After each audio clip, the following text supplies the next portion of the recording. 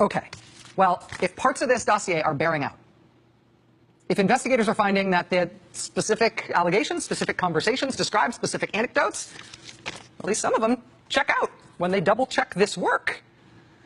Well, it's maybe worth focusing again on what the point of this is, on what the bottom line is of this dossier, particularly given what happened today in London. Because forget all of the salacious personal stuff.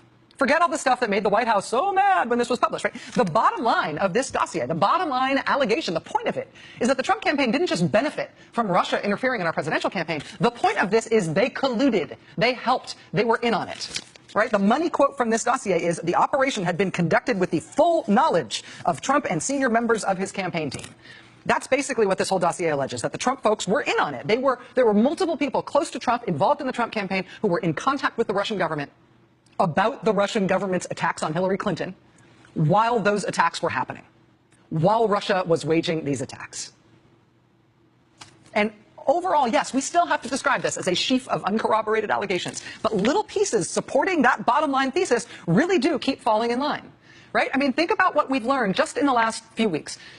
Michael Flynn resigning, right?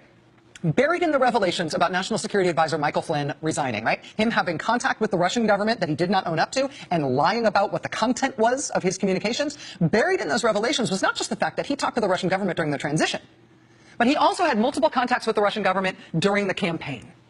Right? During the campaign. What was he talking to them about during the campaign when the Russians were hacking our election? Explicitly referenced in the dossier is a meeting by Trump campaign foreign policy advisor Carter Page, a meeting between him and a very senior Russian official in July 2016. Not only has the Trump campaign now admitted that that meeting happened, today a Trump campaign official confirmed to Politico.com that not only did that meeting happen in Moscow, but the Trump campaign explicitly authorized Carter Page to go to Moscow and take that meeting at the time. That Attorney General Jeff Sessions himself had taken at least 2 meetings with Russian government officials that he had not disclosed even when he was asked about it under oath during his confirmation hearings. Ignore the personal stuff. Ignore all the kinetic fighting about this stuff in Washington, right? Get back to the main point here. Right? Get back to the big point here.